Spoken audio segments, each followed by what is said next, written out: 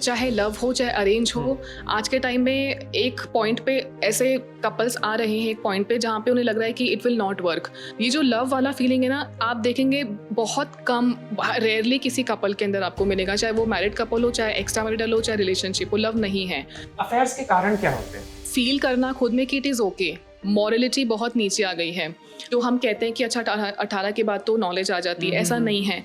It's all about कि sex knowledge कितनी है। ऐसा भी होता है कि प्रेगनेंसी के केसेस भी आ जाते हैं कि yes, and that is something which is very serious. Relationship is not fun और इज़ नॉट फॉर एंटरटेनमेंट और not for something time pass. I would say this is a responsibility. Are you ready for it? Is there still a possibility of relationship working after cheating? कोई couple आए हैं आपके पास divorce के लिए, है ना, क्या वहां से भी बच सकता है कि मतलब कि they are just 1 inch away from signing the divorce papers? 50% से ज़्यादा इंडियन मैरिजेस में एक्स्ट्रा मैरिटल अफेयर्स हो रहे हैं। क्या इस बारे में आपको पता था? एक रिलेशनशिप या मैरिज कब जाके टूटने लगता है, इसका असली कारण क्या है? क्या डाइवोर्सेस इंडिया में इंक्रीज हो रहे हैं and what is the reason for that? 18 से लेस वाले बच्चे ही आजकल सेक्सुअल एक्टिविटी में एंगेज हो रहे हैं, उसका कारण क्या है and what is the right thing to do as a parent? अगर आप एक पेरेंट है, वीडियो को देख रहे हैं, तो ये वीडियो आपके लिए बहुत ज़्यादा इंपॉर्टेंट होने वाला है। क्या लव मैरिजेस में ज़्यादा डाइवोर्सेस होते हैं या अरेंज मैरिजेस में ज़्यादा डाइवोर्स होते हैं? बच्चा करना ना करना कितना बड़ा रीज़न है आजकल डाइवोर्सेस के पीछे? ऐसे ही बहुत सारी चीज़ों के बारे में डिस्कस करेंगे। The main thing about this video is will talk about relationship and marriage counselling, because हमारे साथ एक रिलेशनशिप और मैरिज काउंसलर है, doctor Abhilasha. She is a renowned psychologist from Jaipur. हज़ारों पेशेंट्स देखती हैं, बहुत सालों का एक्सपीरियंस है और उन्होंने ऐसी ऐसी बातें रिवील की है आज के पॉडकास्ट में कि देख के आपका दिमाग हिल जाने वाला है। अगर आपको अपने रिलेशनशिप को बचाना है, अपने मैरिज को बचाना है, तो this podcast is a must for you. अगर आपको लगता है कोई कि जिसको ये पॉडकास्ट हेल्प कर सकता है, कोई आपका फ्रेंड है, कोई आपका फैमिली मेम्बर है या फिर आपका पार्टनर भी है, तो उसको ये पॉडकास्ट प्लीज़ शेयर करना। You are doing a good work by sharing this podcast, because अगर हम अच्छी चीज़ें शेयर नहीं करेंगे तो क्या सच में हम उनके दोस्त हैं, हम उनके पार्टनर हैं? And trust me, you do not want to miss the other podcast that are coming up. तो नीचे एक रेड कलर का सब्सक्राइब बटन होगा, उसको अभी दबा दीजिए। Be a part of that 60% of the audience जो इस चैनल को सब्सक्राइब करने वाला है, क्योंकि the lineup that is coming ahead is crazy. Kargil war veteran के साथ हम पॉडकास्ट कर रहे हैं। हिप्नोथेरेपी का नाम सुना है? हम उस पर पॉडकास्ट कर रहे हैं। एनएलपी, न्यूरो लिंग्विस्टिक प्रोग्रामिंग, हम उस पर पॉडकास्ट कर रहे हैं। रेकी के ऊपर पॉडकास्ट कर रहे हैं, योगा के ऊपर पॉडकास्ट कर रहे हैं, एंटरप्रेन्योरशिप के ऊपर पॉडकास्ट कर रहे हैं, मेंटल हेल्थ के ADHD के ऊपर पॉडकास्ट कर रहे हैं। ऐसी बहुत सारे अमेजिंग पॉडकास्ट आने वाले हैं and you do not want to miss that. तो अभी चैनल को सब्सक्राइब करिए, जयपुर के टॉप पॉडकास्ट चैनल को, एक्सप्लोरिंग पर्सनैलिटीज को। Now let's welcome doctor Abhilasha on exploring personalities in 3, 2 and 1। जैसे हम कन्वर्सेशन में आज will talk about love, will talk about relationships, marriage counselling. The very first thing जो मुझे पूछना है, also try to keep it in Hindi as much as possible, जितना Okay. ज़्यादा हिंदी में, वैसे बाइलिंगुअल चलेगा बट जितना ज़्यादा, ठीक है। है ना। तो पहला सवाल यही होगा कि जो मैरिज काउंसलिंग है या रिलेशनशिप काउंसलिंग है, how common is that? Because आप रोज देखते हो अलग अलग पेशेंट्स को, तो how common is relationship counselling और मैरिज काउंसलिंग? आई गेस अभी के टाइम में काफ़ी बढ़ रही है, क्योंकि आई थिंक जो कॉन्फ्लिक्ट्स हैं वो बहुत ज़्यादा हो रहे हैं। तो अभी के टाइम पे pre marital and even marital counsellings काफ़ी केसेस देखने को मिल रहे हैं। Okay, the graph is increasing. Yes.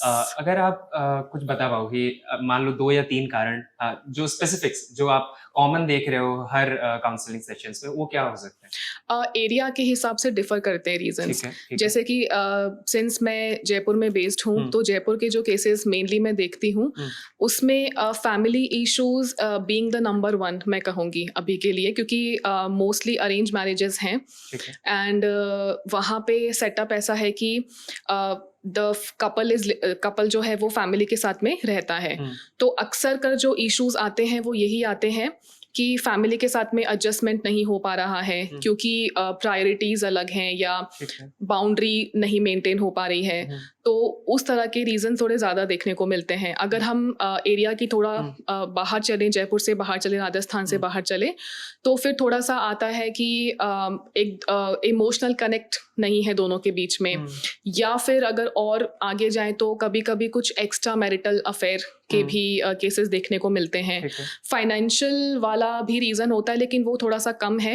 लेकिन ये थोड़े रीज़न ज़्यादा हैं जहाँ पे या तो इमोशनल कनेक्ट नहीं रहा, या फिर अफेयर हो गया है, या फिर एक्स्ट्रा मैरिटल, या फिर फैमिली के साथ में एडजस्टमेंट नहीं हो पा रहा है। Okay, make sense. तो जो आपने फैमिली की बात करी, हाउ कॉमन इज दिस कि प्री प्री मैरिज है ना, कि पेरेंट्स, ऐसा होता है कि पेरेंट्स अपने बच्चों को लेके आ रहे हैं दैट उसको लव मैरिज करना है, उसको आप प्लीज समझा दो, इज दैट हैपन? यस, ये होता है। Okay. और पेरेंट्स बिल्कुल आते हैं, और अक्सर कर मैं कहूँगी कि यहाँ पर इतना फिर भी नहीं लोग आते हैं। वो सोचते हैं कि इसमें थेरेपिस्ट क्या करेगा, हाँ, काउंसलर हाँ, क्या करेगा, हाँ। तो हम खुद ही थोड़ा डांट के थोड़ा बच्चों को है ना, नहीं तो 4 लोगों में बात फैल जाएगी। तो वो एक थोड़ा कॉन्शियसनेस रहती है। लेकिन जब आते हैं, अगर किसी को अवेयरनेस है, कोई अगर चाहता है एक्सटर्नल हेल्प लेना भी, तो लोग ऐसा है कि आते हैं। लेकिन उसमें they are not in that mindset कि हम एक्सप्लोर करना चाहते हैं। फैमिली एक्सप्लोरेटरी माइंडसेट के साथ नहीं आती, वो ऐसे आती है कि हम आए हैं, बेटा या बेटी बाहर बैठा है, हम आपको बता के जा रहे हैं कि आपको क्या बोलना है। अच्छा। और आप ऐसा ही उसको बोल के उसका ब्रेन वॉश कर दीजिए, उसे कन्विंस कर दीजिए टेलीप्रॉम्प्टर बन जाइए। कि हाँ, कि हम जो भी कहें वो हमारी बात को मान ले, ऐसा होता है। ओके, तो how do you approach it? जैसे आपने कहा, पहली बात तो ये कि जैसा उन्होंने कहा कि मोस्ट ऑफ देम है ना, लव मैरिज के पेरेंट्स ऐसे करते हैं कि डरा धमका के शांत कर देंगे, है ना, तो is that right? First answer that. Absolutely not, okay, okay. Never. So जब आपके पास वो आ गए, मान लो वैसे तो नहीं आते, बट अगर आ गए तो व्हेन दे से कि ऐसा ही बोलना, how do you approach it? मैं कोशिश करती हूँ उन्हें समझाने की कि शादी एक कैसा प्रोसेस है, और क्या उसमें डूज एंड डोंट्स होते हैं, और क्या कॉन्सिक्वेंस होगा अगर हम जो वो कह रहे हैं उसे अगर हम कर देते हैं तो। प्लस उसकी कितनी probability है, कितनी पॉसिबिलिटी है, वो कितना हेल्दी होगा, अनहेल्दी होगा। I try my level best. लेकिन एज आई से कि जहाँ बात आ जाती है कल्चर की, सोसाइटी की, तो एक हद तक हमें भी आइडिया होता है कि एक हद तक हम इंटरवीन कर सकते हैं। लेकिन अगर कोई बहुत कन्विंस्ड है कि Rigid नहीं, mindset. हाँ, क्योंकि कई बार ऐसा होता है कि जो भी क्लाइंट हमसे चाहता है, अगर हम वो डायरेक्शन में नहीं जाते हैं, तो कई बार क्लाइंट बोलते हैं या सोचते हैं कि ठीक है, हम यहाँ नहीं कहीं और जाएंगे। मतलब उनका ये होता है कि हम नहीं समझना चाहते, आप हम जो कह रहे हैं बस वो कर दीजिए। तो it's not like help, but rather किसी थर्ड पर्सन के थ्रू अपनी बात कहलवाना। Okay. तो वो थोड़ा सा एक तो रहता मतलब है। ऐसा उनको लगता है कि अगर कोई साइकोलॉजिस्ट या कोई डॉक्टर या कोई बड़ी अथॉरिटी मेरे बच्चे को समझा हाँ, देगा या समझा देगी, तो तो impact पड़ेगा। Okay, okay, make sense. But if we talk about facts, जैसे लव मैरिज या अरेंज मैरिज की बात हो गई, तो जो डाइवोर्सेस होते हैं, है ना, या फिर जो रिलेशनशिप टूटते हैं, how much does it very कि एक अरेंज मैरिज है तो बहुत अच्छा चल रहा है, लव मैरिज है तो अच्छा नहीं चल रहा, डज दैट वेरी या फिर ऑलमोस्ट इक्वल है? इक्वल हम कह सकते हैं अभी के लिए। मैरिज चाहे लव हो चाहे अरेंज हो, आज के टाइम में एक पॉइंट पे ऐसे कपल्स आ रहे हैं, एक पॉइंट पे जहाँ पे उन्हें लग रहा है कि it will not work. Arrange में भी ऐसा हो रहा है, लव में भी ऐसा हो रहा है। हमें लगता है सुनने में कि शायद लव मैरिज चल जाती होगी, अरेंज नहीं चलेगी, बट दोनों के प्रोज एंड कॉन्स हैं। एंड अगर मैं बात करूं कि कौन सी मैरिज चलेगी, तो मैं वही कहूंगी कि जिस कपल में अंडरस्टैंडिंग है, चाहे वो लव पे हो चाहे अरेंज में हो। कोई फर्क नहीं पड़ता कि पहले शादी से आप जानते थे एक दूसरे को, या लव था या नहीं था। लव बाद में भी हो सकता है, अंडरस्टैंडिंग बाद में भी डेवलप की जा सकती है। लेकिन आप रहना चाहते हैं क्या, किस इंटेंशन से आप हैं, आपने शादी क्या सोच के की थी, शादी का आपके लाइफ में क्या मायने हैं, पार्टनर के, हाँ, पार्टनर की क्या वैल्यू है आपकी लाइफ में, उन सारी बातों पे डिपेंड करता है कि शादी आगे निभेगी कि नहीं। ओके, नॉट डिपेंडिंग ऑन कि ये लव मैरिज है या अरेंज एग्जैक्टली, मैरिज। क्योंकि लव भी रहेगा, उसकी कोई गारंटी नहीं है। Exactly, exactly. सो हम हर चीज को डीपली एक्सप्लोर करेंगे, but because we are talking about parents है, तो ये कितना कॉमन है कि बच्चा होने की वजह से बहुत ज्यादा कि मतलब पेरेंट्स फोर्स कर रहे हैं कि हमें मतलब बच्चे जो है ग्रैंडचाइल्ड, ना, हाँ। वो कितना ज्यादा कॉमन है? 100%। ओके। वो ऐसा है कि आप कोई भी कपल देख लीजिए, मतलब 100 मैंने थोड़ा ज्यादा बोल दिया होगा, बट मेजॉरिटी ऑफ केसेस में अगर फैमिली साथ में रह रही है तो भी, और फैमिली अलग रह रही है तो भी, family in the sense guys और गर्ल्स पेरेंट्स, मैं यहाँ पे किसी एक के पेरेंट्स के लिए नहीं कहूंगी, बट दोनों के ही पेरेंट्स का इन्वॉल्वमेंट शादी के तुरंत बाद होता है कि अब what about the grand child, तो वो होता है। और मुझे लगता है कि ये अनहेल्दी है। एक कपल को पता है कि उन्होंने अब शादी की है और उनके माइंड में भी कुछ गोल्स होते हैं, कुछ प्लानिंग होती है, तो मुझे लगता है कि ये एक पर्सनल डिसीजन उन लोगों का होना चाहिए, ना कि फैमिली को। ठीक है, फैमिली एक out of love, concern, care बोलते हैं, और उनके दिमाग में भी बहुत सारे पर्सपेक्टिव्स होते हैं कि ठीक है, एज भी है और उनका मन भी है खिलाने का, ठीक है, वो भी रेस्पेक्ट हम करते हैं, सब कुछ है। लेकिन एक लेवल तक आप उस चीज़ को बोलिए या कीजिए, लेकिन अगर वो लेवल से ज़्यादा होगा तो वो कपल को जो स्ट्रेस क्रिएट होता है, प्रेशर क्रिएट होता है, रिसर्च में या डॉक्टर्स ये भी कहते हैं कि वो प्रेशर की वजह से भी कंसीव नहीं कर पाते हैं। तो कहीं ना कहीं हमें कपल को शादी के बाद वो डिसीजन, वो फ्रीडम देना चाहिए कि वो कब कंसीव करना चाहते हैं, किस तरह करना चाहते हैं और कैसे प्लान करना चाहते हैं अपनी प्रेगनेंसी को, क्योंकि वो जितना ज़्यादा एक कपल ऑटोनॉमी के साथ करेगा उतना मुझे लगता है कि हेल्दी तरीके से हो पाएगा। That totally makes sense, because ये भी मतलब स्टडीज में देखा गया है कि you know when the child जब बिना मतलब मर्जी के होता है, it is out of force, child also suffers, Yes. है ना, बिकॉज मे बी ही और she will not get that kind of love from mother and father and they will always be treated in that manner. और अगर एक बार childhood trauma develop हो जाता है and it will she'll suffer for it, whole life. और may be कहीं गुस्से में या फिर नाराजगी में कभी उनके पेरेंट्स कह भी दे कि ना you were not wanted, Yes, happens. we did not want you, तुम हुए ही क्यों? And that would be devastating for the child. Absolutely. Okay, so अभी जब आपके पास पेशेंट्स आते हैं तो एज ग्रुप क्या होता है, मतलब कि कम से कम age, because the era is moving, और कम से कम एज ग्रुप के बच्चे आते हैं, 18 से पहले वाले भी आते हैं, एक साल के बच्चे भी आते हैं लेकिन वो डेवलपमेंटल इश्यूज होते हैं। आई am talking about relationship issues, all that relationship issues, हाँ, हम कह सकते हैं टीनेज से आना शुरू हो जाते हैं। Before 18 as well? Absolutely, absolutely. So वो घर से छुप के आते हैं? हाँ, ओके, या तो घर से छुप के आएंगे, या फिर थोड़ा एक्सट्रीम हो गया मामला कि जैसे लड़का या लड़की ने कुछ सीवियर कदम उठा लिया, तो फैमिली को पता चल गया, जैसे कि खुद को हार्म कर लिया या घर से चले गए बिना बताए, कहीं कुछ ऐसा, तो फिर फैमिली के साथ में वो बच्चे आते हैं, फैमिली उनको लेके आती है कि ऐसा हो गया है। Okay, so what are the common things जिसके लिए 18 से पहले बच्चे आ रहे हैं?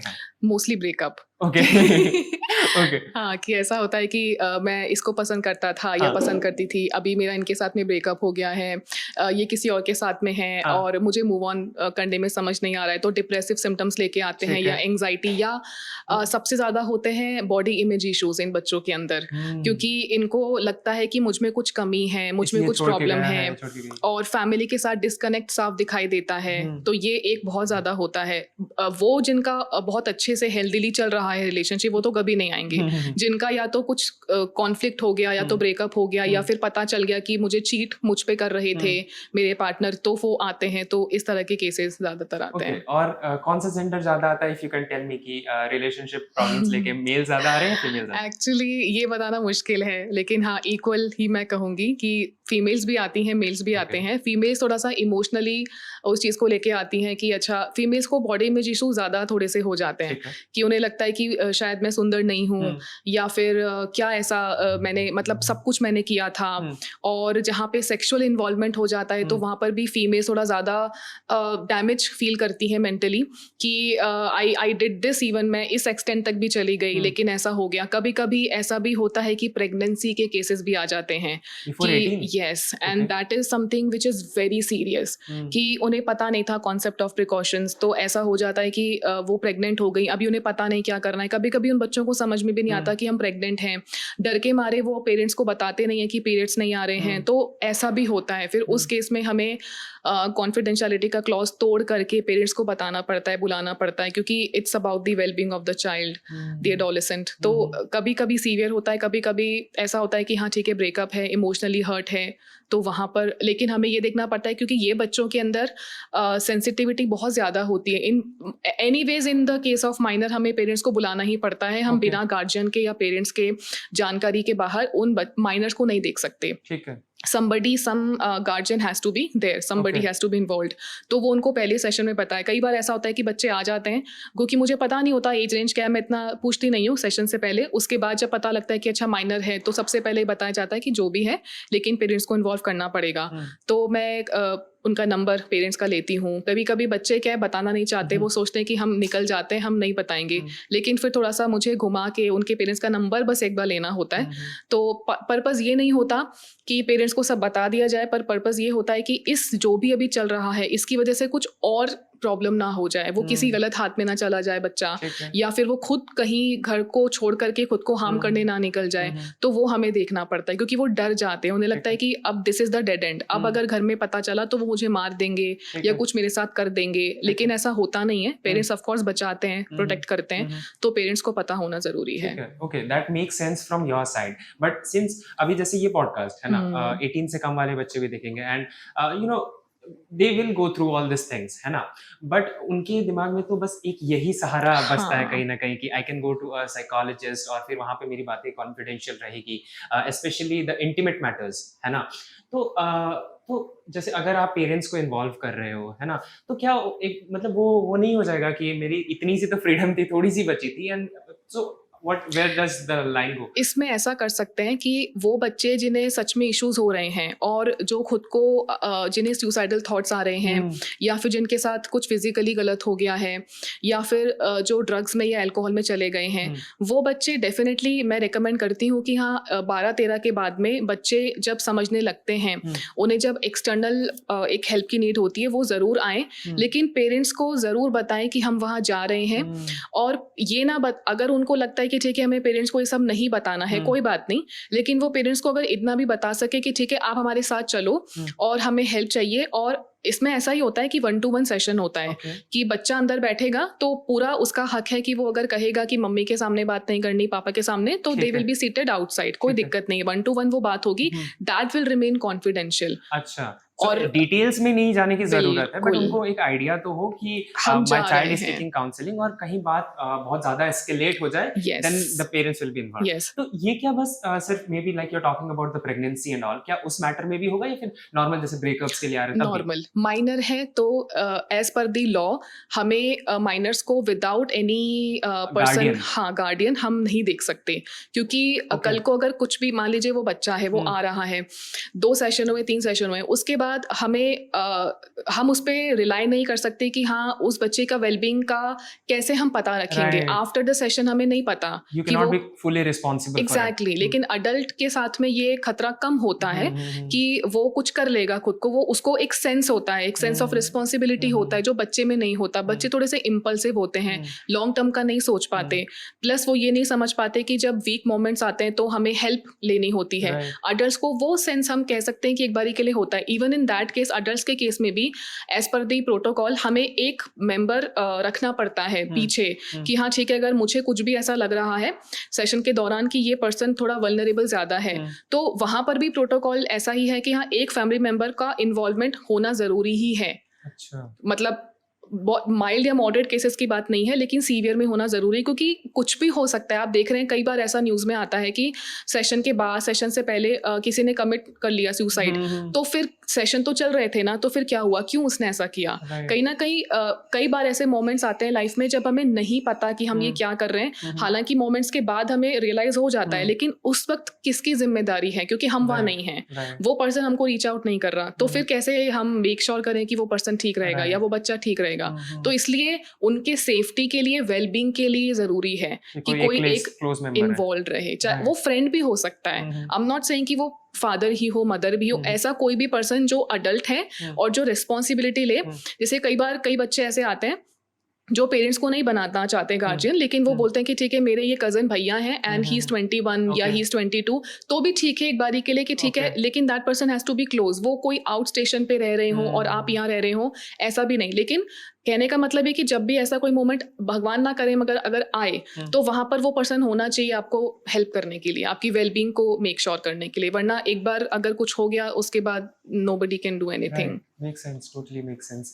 अभी ना जैसे पॉडकास्ट में 18 साल से कम वाले बच्चे भी बहुत देखेंगे, like you are talking about pregnancy, you are talking about intimacy, so how common is that becoming? Because अभी जैसे ईयर्स आगे जाए जा रहे हैं, I think the age is decreasing, है ना। मे बी शायद पहले 18 के बाद ही it was the normal thing, but I think people are getting intimate before the age of 18. How common is that, and according to you आपके लिए क्या एडवाइस होगा? Should is it okay to be intimate if you are not 18? क्या as वो decide करता है, या फिर इज इट ओके या फिर क्या? व्हाट ये सच है कि एज डिक्रीज होती जा रही है इंटीमेसी के लिए। इसमें देखिए सही गलत को कहना थोड़ा मुश्किल है, क्योंकि हर इंसान का सही गलत अब अपने हिसाब से होता ठीक जा है, रहा है। ठीक है। लेकिन हाँ, ये सच है कि जब तक हमें फुली अवेयरनेस ना आ जाए कि ठीक है। हम जिस चीज़ में जा रहे हैं वो प्रोसेस क्या है, उस प्रोसेस के प्रोज एंड कॉन्स क्या हैं, ठीक है, प्रिकॉशंस क्या हैं, ठीक है। डूज एंड डोंट्स क्या है, तब ठीक तक उसमें नहीं जाना चाहिए, भले आपकी एज 15 हो या 18 हो। मैं ये नहीं कहूँगी कि कोई आज अगर मेरा 18th बर्थडे है तो ठीक है, now I can do. Right, even at the age of 18 कई लोगों को अवेयरनेस नहीं होती। मैंने 22-22, 23-23 साल के बच्चों को भी, मतलब लोगों को भी वो गलतियाँ उनसे होती हुई देखी हैं, जो हम कहते हैं कि अच्छा 18 के बाद तो नॉलेज आ जाती है। ऐसा नहीं है। इट्स ऑल अबाउट कि सेक्स नॉलेज कितनी है, ओके। कितना आपको पता है उसके बारे में, कि अगर ऐसा हो गया तो क्या होगा, ऐसा हो गया तो क्या होगा, ये प्रोसेस होता क्या है, इसमें होने क्या वाला है। प्रॉब्लम ये कि खुल के बात नहीं होती, प्लस ऐसी कोई एजुकेशन सेपरेटली स्कूल्स में या कहीं पर दी नहीं जाती। एवरीबडी शट्स अस डाउन कि नहीं, खुल के मत बोलो, बात मत करो उसके बारे में, अरे ये तो ऐसी बात है। तो अब बच्चा क्या करता है, उसके पास एक ही ऑप्शन है कि या तो ऑनलाइन वो खुद एक्सप्लोर करे, दोस्तों से पता करे, सीनियर से पूछे। अब वो खुद उसी एज के हैं, वो क्या बताएंगे। सही बात। तो इस चक्कर में गलतियां होती हैं, या गलत तरीके से इन्वॉल्व हो जाते हैं, और फिर कॉन्सिक्वेंसेज होते हैं। अब आप देखेंगे तो गलतियां 30-30 साल के लोग जो कंसीव नहीं करना चाहते उनसे भी हो जाती है। तो ये तो बहुत छोटे बच्चे हैं, तो बड़ी मुश्किल होती है फिर उस केस सो में। द बेस्ट थिंग इज, अगर आपको करना भी है, go out of awareness Yes. कि क्या होने वाला है, नॉट आउट ऑफ एक्सपेरिमेंटेशन कि जो Absolutely. होगा देखा जाएगा। और एक्साइटमेंट। हाँ, यस। Excitement as well.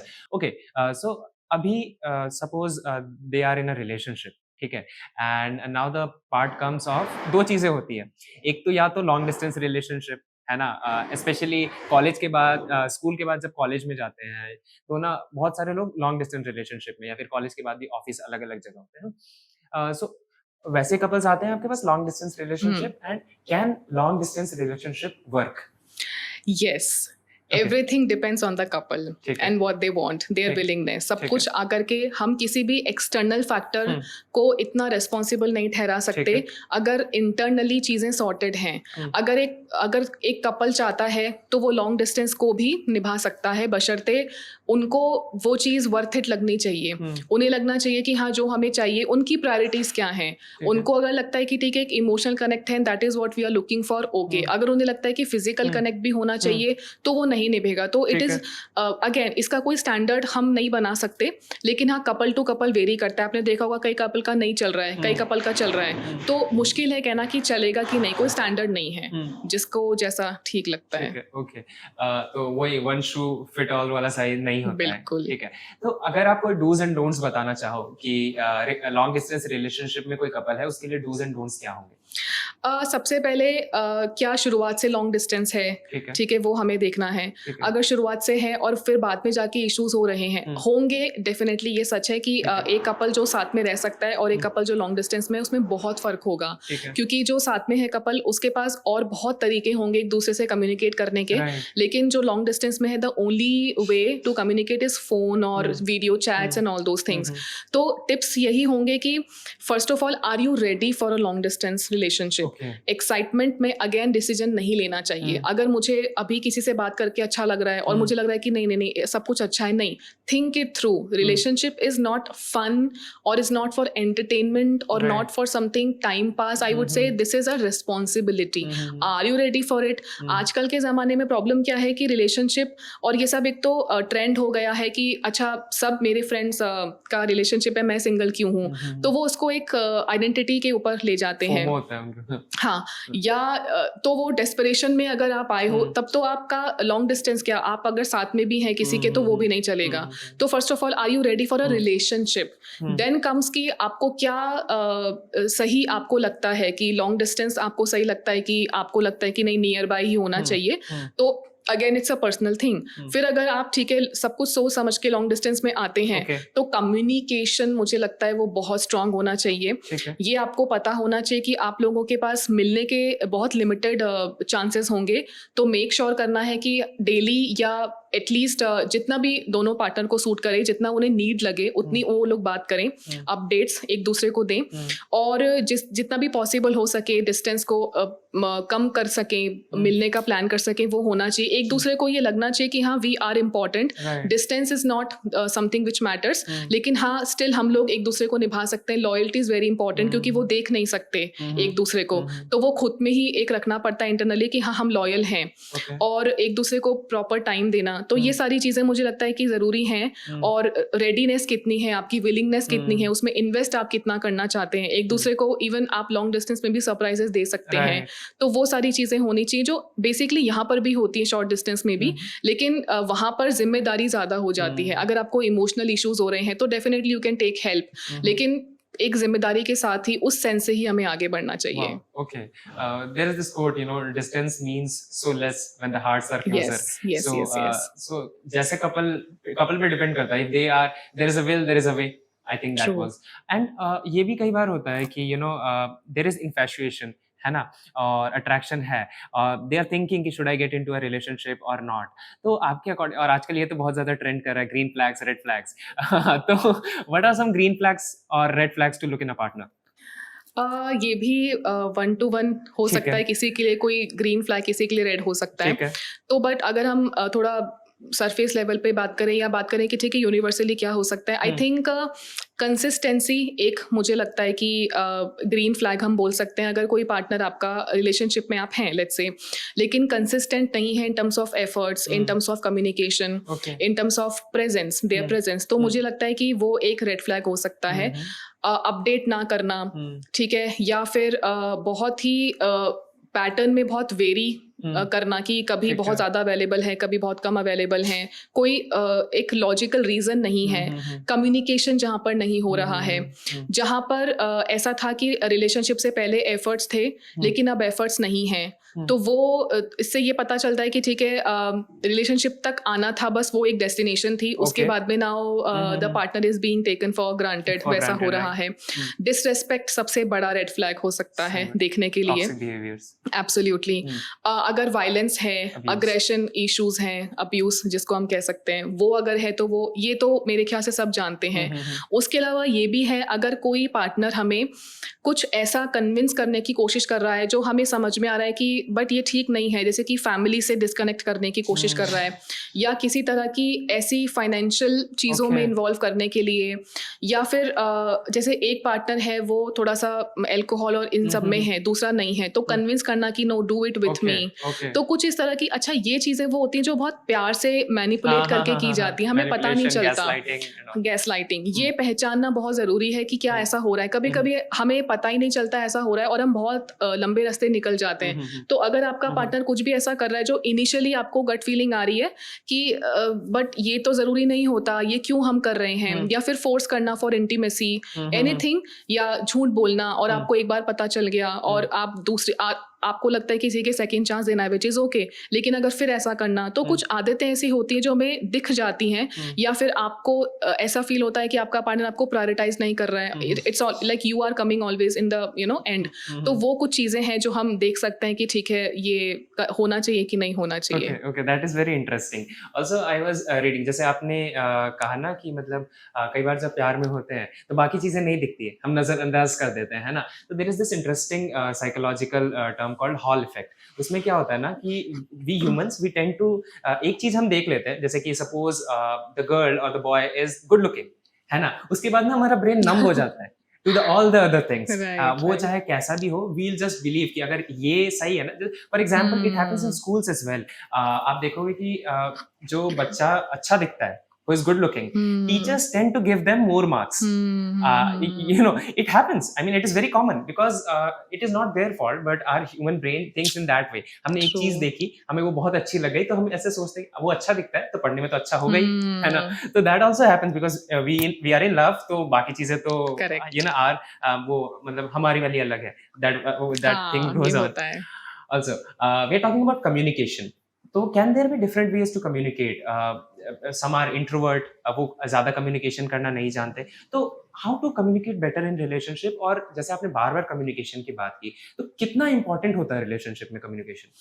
100%। ठीक है। हम बिल्कुल उसको बिल्कुल भी साइड में नहीं रख सकते। Communication is the number one thing. अब कम्युनिकेशन का बहुत सारे तरीके, बहुत सारे मतलब, बहुत कुछ, ये बहुत एक अम्ब्रेला टर्म है, इसके अंदर में बहुत सारी चीज़ें आती हैं। कम्युनिकेशन में ऐसा भी होता है कि दो लोग बात कर रहे हैं, लेकिन ठीक है मैंने अपनी बात कह दी, बट क्या वो आप तक पहुंची? पहली बात। दूसरी बात, क्या जो मैं कहना चाह रही थी वही आप तक पहुंचा है? तीसरी बात, क्या आपने जो समझा है वो वही है जो मैं कहना चाह रही थी? ये सारी चीजें हम अक्सर छोड़ देते हैं। हमें लगता है मैंने तो बोल दिया था, मैंने कम्युनिकेट कर दिया था, बट उस तक वो पहुंचा कि नहीं पहुंचा हमें नहीं पता। तो comprehension is equally important. Plus ये कि अगला जो आपका पार्टनर है वो एक लिसनर है कि नहीं, क्योंकि कम्युनिकेशन इन्वॉल्व्स टू पीपल, ठीक है, speaker and listener. Listening is very important. Absolutely. अगर वो नहीं है तो कम्युनिकेशन का कोई लेना देना कुछ मतलब नहीं होगा। तो there is a technique also in couples therapy, listener and speaker technique. वो कोई भी जाके अगर गूगल करेगा बाय गॉटमेंट्स तो वो इजीली मिल जाएगी। तो उसके कुछ रूल्स होते हैं। और कम्युनिकेशन हमेशा जरूरी नहीं है कि आप बोल करके ही करेंगे, आप रिटर्न में भी कर सकते हैं। समटाइम्स रिटर्न का मतलब पेन पेपर का इस्तेमाल कर सकते हैं आप। डिजिटल अभी तो वर्ल्ड हमारा चल रहा है, व्हाट्सएप है, ईमेल है, कुछ भी आप इस्तेमाल कर सकते हैं। बस आपका मैसेज वेरी क्लियर कट होना चाहिए, उसमें ब्रीफ होना चाहिए, बहुत लॉन्ग ऐसा नहीं होना चाहिए, क्योंकि it will be difficult for the other person to then comprehend कि एग्जैक्टली कहना क्या चाहते हैं। पॉइंट फोकस्ड होना चाहिए वो चीज़। उसके अलावा कॉन्स्टेंट होना चाहिए। सबसे बड़ी प्रॉब्लम मैं क्या देखती हूँ एक तो कम्युनिकेशन में कि नॉट नोइंग हाउ टू से no, not knowing when to how to say stop, and not knowing how to express feelings, just to please the partner, या फिर अक्यूमुलेट करना। जैसे 10 ऐसे इंसिडेंट्स हो गए जो हमें अच्छे नहीं लगे, 9 हमने अक्यूमुलेट किए क्योंकि हम कर सकते थे, पाइल अप होते जाता और फिर 10वीं बार वो जो कम्युनिकेशन होगा वो इतना मुझे मतलब अनहेल्दी होगा, like a volcano bursting. Exactly outburst होगा कि अगला पार्टनर आप जो कहना चाह रहे थे वो पॉइंट बिल्कुल कहीं निकल गया, और पता नहीं आप क्या क्या और कह गए जो एक्चुअली मुद्दा था भी नहीं चाहते थे। हाँ, और अब उस पर्सन तक पहुंचा कुछ और ही, थर्ड ही मैसेज पहुंचा कि उसको अब वो इमोशनली उस चीज को प्रोसेस करेगा कि शायद I am not good enough, या मेरी ही प्रॉब्लम है क्या सारी, ये क्या तरीका होता है, और ये कौन से जमाने की बात हो रही थी, ये तब क्यों नहीं कहा मुझे। एक तरह का एक ये होता है, लोग ऐसा करते हैं कि मैंने आपसे कुछ कहा, मुझे आपकी कोई चीज पसंद नहीं आई, मैंने आपको उसी वक्त कहा, अब आपने वो सुनने की जगह मुझे मेरी एक गलती बताई कि अरे तो तुम कौन सा, तुम भी तो ये सब करते हो। तो मुझे ऐसा लगा कि बट ये तो 1 महीने पहले की बात है, अभी जब मैंने कंप्लेन किया आपने तभी मुझे ये क्यों बताया। तो ये सारे वो मिस्टेक्स हैं जो हम अक्सर कम्युनिकेशन में करते हैं, या हम सोचते कि छोड़ो ना यार, ये छोटी छोटी बातें क्या कहनी, बट ये छोटी बातें कब बड़ी बन जाती है हमें पता नहीं चलता। Okay, definitely. और आई थिंक ना कहने के तरीके पे भी डिपेंड करता है। I think you should first learn how to be a good communicator, है ना। बहुत ज्यादा बोल लेना अच्छा कम्युनिकेटर नहीं बना देता। There are so many ways to communicate ना। एक में आपको लगेगा कि यार the person is so rude and so arrogant, and in the second thing it can be very polite कि हाँ यार मेरे अच्छे के लिए ही कह रहा होगा। Also I really love that thing कि ना हमें ना वो टैब्स नहीं रखने चाहिए कि यार तब परसों मैंने तुम्हारे लिए ये किया था, है ना, उस दिन तुमने मेरे लिए ये नहीं किया। The more we keep the tabs open, जैसे कोई लैपटॉप में जितने ज्यादा टैब्स ओपन रहते जाएंगे the computer will crash. Okay, that makes so much sense. Also, you know, different types of personalities होती हैं. This personality, the human itself is so complex. तो जैसे ना मैं पढ़ रहा था, I think 16 तरह की personalities होती हैं, क्या-क्या नाम है अजीब अजीब से, INFP, ENFJ या पता नहीं क्या। So ENFJ और INFP का मेरे को याद है। So ENFJ is कि ना अभी कोई मान लो झगड़ा हुआ, उसको ना तुरंत उसको सॉर्ट करना है कि I want to communicate now, भाई अब मेरे से वेट नहीं होगा, I'll go through anxiety, है ना। Then INFP उसका ऑपोजिट, यार अभी बात नहीं करते, I'll talk later. तो अगर ये दोनों कपल्स हैं, how do they deal with it? कि एक को तो तुरंत बात करना है, दूसरे को बाद में बात करना है, how do they deal with it? Communication का पहला रूल ये होता है, both should be ready. Okay. It should not be one, क्योंकि communication is a two-way process. It involves two people. अगर if I am not ready and my partner is ready, doesn't matter, क्योंकि मैं ready नहीं हूं ना, तो communication होगा कैसे? It will then again go to the south, वो ठीक नहीं होगा। तो सबसे पहला रूल ये होता है कि both partners should be ready to communicate, they should be in that mindset emotionally as well as physically कि हाँ अब हम रेडी हैं। फोर्सफुल नहीं होना चाहिए। ठीक है। तो जो पर्सन वेट नहीं कर सकता है क्योंकि उसे एंजाइटी होगी, that person should learn how to wait and how to give time to your partner to process things, क्योंकि एक्चुअली कम्युनिकेशन बेटर है अगर आपने उसे प्रोसेस करके किया है।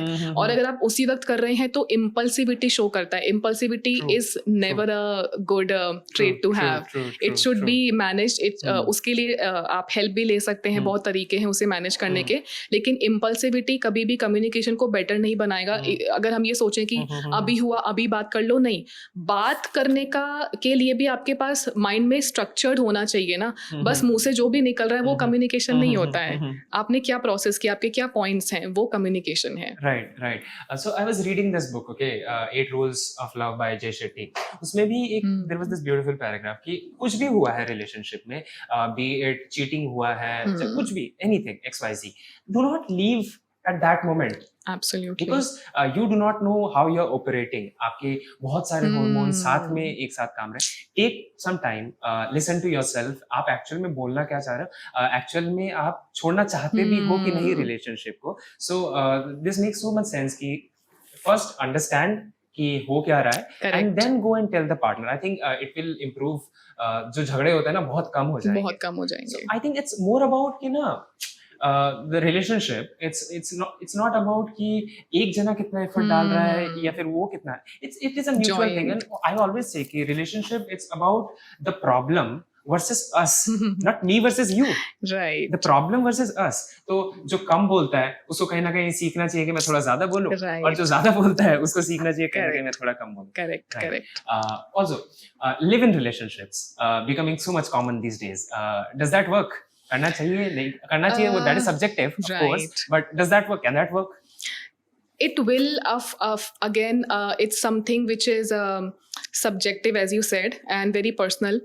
तो ये वर्क कर देखिए, हर एक चीज़ का प्रोज एंड कॉन्स है। मैरिज के अपने प्रोज एंड कॉन्स हैं। मैरिज एक सिस्टम इसलिए बनाया गया था ताकि सिक्योरिटी एंड सेफ्टी रहे। लिव इन के अंदर वो नहीं रहता। लिव इन ठीक है, अगर दोनों पार्टनर्स अपनी मर्जी से कर रहे हैं, अगेन उन्हें पूरा अवेयरनेस होना चाहिए कि इसके प्रोज तो हमें देख लिए हमने, कॉन्स भी आप देख करके फिर एंटर कीजिए, क्योंकि इसके अंदर जो कॉन्स होंगे वो थोड़े ज़्यादा सीवियर होंगे, क्योंकि इसके बाद आप एक तो हेल्प नहीं ले सकते मतलब सोसाइटी की या फैमिली की, क्योंकि एवरीबडी सबसे पहले तो ये होता है कि हमने किसी को बताया ही नहीं होता है, तो वो कैसे आप डील करेंगे। प्लस अगर इसके बीच में कुछ और ऐसा कुछ हो गया, कुछ गलत हो गया, तो वो कैसे डील करेंगे। तो मतलब जो चीज़ें मैरिज में हमें एज अ प्रो मिलती हैं वो वहाँ कॉन में चली जाती हैं। तो इट विल वर्क अगर आप अगेन पूरी अवेयरनेस के साथ एंड कॉन्शियसनेस के साथ रह रहे हैं विद अ क्लियर इंटेंशन कि हम साथ में क्यों रह रहे हैं। आपको आजकल क्या है ना, हर चीज़ फन ओरिएंटेड हो गई है, हर चीज़ प्लेजर ओरिएंटेड हो गई है। जब तक हम अपने दिमाग से प्लेजर हटा करके रिस्पॉन्सिबिलिटी नहीं लाएंगे ना, तब तक नथिंग विल वर्क। चाहे आप शादी कर लीजिए, चाहे लिव इन कर लीजिए, चाहे कुछ भी हो जाए, लेकिन जब तक हम प्लेजर को नहीं हटाएंगे और समझेंगे नहीं कि life is not all about pleasure, क्योंकि ये प्लेजर जाने के लिए सिर्फ एक सेकंड काफी होगा। अगर वो एक मोमेंट काफी होगा और उसके बाद फिर इट्स लाइक हमें नहीं पता था, फिर सारे सिम्टम्स आना, फिर कई लोग खुद को नुकसान पहुंचाना, हम ये नहीं समझ पाते हमारा आज जो भी है, चाहे वो अच्छा है बुरा है, some series of events happened in the past which led to this present moment. तो जो भी हम आज कर रहे हैं, हमें ये पता होना चाहिए कि हमारा आगे जो आने वाला है, कल है, फ्यूचर है, वो उस मतलब वो डिपेंड इसी पे कर रहा है। तो we should be aware and conscious of our actions. Okay, like that is called ना, वो हनीमून पीरियड बोलते हैं। Once that is over, yes, love actually happens then. तब तक तो आपके हार्मोन्स ही थे, Correct, है ना। correct. Once that is over, most of the relationships, fall out because फिर वो excitement नहीं रहती ना। Correct. फिर चीजें normal होने लग जाती है, चीजें boring होने लग जाती है। But I think actual love starts there. Right. Also, like you said ना कि आजकल सबने entertainment जैसा, so मूवीज और रील्स जो है वो किस तरह से अफेक्ट कर रहे हैं रिलेशनशिप्स को? बहुत कर रहे हैं। और as a clinical psychologist I would say कि आजकल की जनरेशन का जो माइंडसेट है ना, वो इतना स्ट्रॉन्ग नहीं मुझे दिखाई देता जितना कि पहले था। आज हम एक रील के ऊपर इतना अफेक्ट हो रहे हैं, इन्फ्लुएंस हो रहे हैं, जो मैं देख रही हूँ कि हम रिलेशनशिप्स ब्रेक कर रहे हैं रील्स के ऊपर, हम फाइट कर रहे हैं, या रील बनाना है इसके लिए एक ऑब्सेशन हो गया है। आप देखेंगे तो मेंटल इश्यूज बढ़ रहे हैं because of so many reasons, और उसमें सोशल मीडिया का बहुत बड़ा रोल है। सोशल मीडिया एक ट्रेंड सेट कर रहा है, उसको फॉलो करने के लिए आप देखिए तो बच्चे घर में झगड़ा कर रहे हैं कि अच्छा ऐसा कोई बच्चा मैंने नहीं देखा जिसके पास स्मार्टफोन ना हो, और मुझे समझ नहीं आता कि उसकी ज़रूरत क्या है, एक्सेप्ट फॉर मतलब पढ़ाई में उसकी ज़रूरत नहीं है, तो फिर एंटरटेनमेंट के लिए इसकी वजह से क्या हो गया, सारा कुछ ऑनलाइन हो गया, हमारी पूरी दुनिया ऑनलाइन पे आ गई है, हमारी क्रिएटिविटी चली गई है, जो भी क्रिएटिविटी वो यहाँ दिखती है। तो मुझे लगता है कि बहुत बहुत बुरा असर आ रहा है। अच्छे में बस ये है कि हाँ थोड़ा सा आप स्मार्ट हो गए हैं, चीज़ें इजी हो गई हैं, लेकिन मुझे ऐसा लगता है कि जितने फ़ायदे हो रहे हैं ना, उससे कहीं ज़्यादा नुकसान हो रहे हैं। या तो हमें जब ये डिजिटलाइजेशन हुआ था तो एक ट्रेनिंग होनी चाहिए थी कि इसको यूज़ कैसे करना है, ये नहीं हुआ। अभी ऐसा है कि बांट दिए गए फ़ोन, अब यूज़ करो। अभी एक बच्चे से लेके बूढ़ा फ़ोन को यूज़ कर रहा है, बट क्या किसी को पता है कि हमें इसको यूज़ कैसे करना है, इसका सही और गलत इस्तेमाल क्या है, किसी को नहीं पता। तो गलत ज्यादा हो रहा है, सही भी हो रहा है, लेकिन सही वो लोग कर रहे हैं जो कॉन्शियस हैं, अवेयर हैं कि अच्छा ये करना ये नहीं करना, जो थोड़ा अभी भी एक अच्छी ऑफलाइन लाइफ जी रहे हैं। लेकिन जिनको नहीं पता, जो जिनको 5 साल की उम्र में मिल गया फोन, उन्हें क्या पता।